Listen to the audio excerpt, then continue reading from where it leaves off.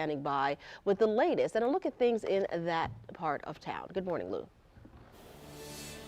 Hey, good morning, Keitha. Listen, we know that St. Augustine, especially this time of year, is an extraordinarily popular spot for those traveling up and down the Intercoastal Waterway to moor up, to hang out, and continue their trek either south towards Key West or north towards Maine. And Janice, you said you rode out the storm in your, are you transient? Are you making your way up and down the ICW here permanently? Or? Trying to make our way to Cape Canaveral. I'm glad we didn't get all the way there. No kidding. So the question is, what was your condition during the storm? Did you go into a hotel, or what did you do? Oh no, it would have been more nerve-wracking to be off the boat and not be able to monitor it. We stayed on the boat through the storm. We were up all night, the two of us, and we watched the little wind indicator quite constantly. And what did you see, and what were the biggest gusts you saw? The biggest gust we saw was 55. I was sort of recording it on my phone just for posterity.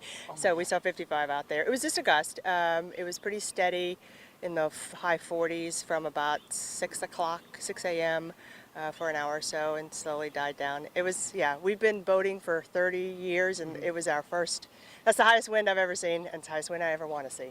You're done with that? I'm done with that. So tell me what it's like. So we were watching, we were here all evening during the height of it, again on the highway, and we're watching the water come up and over the seawall, and the sailboats and all the vessels bouncing. So you're inside it. Can you tell me what your stomach was like? How were you feeling, and was there any nerves? Oh, there were definitely nerves. Just the unknown. Right. We were, of course, concerned about with the mooring ball. We were on one of the little balls out there. Would that hold? They obviously all held quite well. Oh, yeah. Would our gear hold without chafing, and was that going to be a problem? That held fine.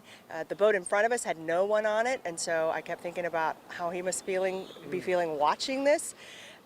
But it was nerve-wracking. You know, you have to trust your equipment. You take deep breaths a lot, and it was, yeah. God bless you. It was great. Listen, now I've been around the water my whole life. My father runs a marina in South Carolina, but it's something in my genetics. I just didn't get that seaworthiness, though I love the sea.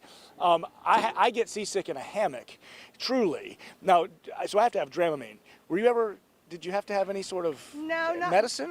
No, not for this. It was very bouncy. Yeah. Because the wind and the waves were coming in. And here you have the problem with the current going one way and the wind coming from the other. Sure. And so that made it a little more bouncy and raucous inside with the wind and the noise. But it sort of felt like you were going over speed bumps at an interval, but in a dishwasher, because the rain was, just pouring.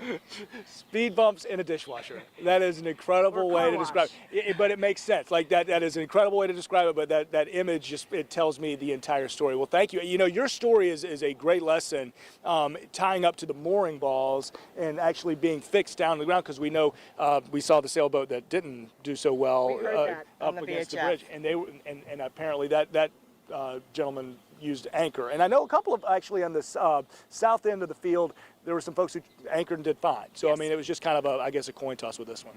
Yeah, we're very lucky. We're very glad. Now we hope that's the end of it. Thank Amen. you. No, yeah, and it should end and clear sailing to Port Canaveral. I guess that's the next. Janice, thank you so much. Continue that walk. God bless you. That was awesome. The interesting perspective of all the different types of lifestyle that we get here through St. Augustine, from the folks who were riding it out, watching the water rise to their homes, to the folks who did it right there on their vessel. Interesting perspective to hear for sure, and made it out A-OK. Let's get out to the beach now.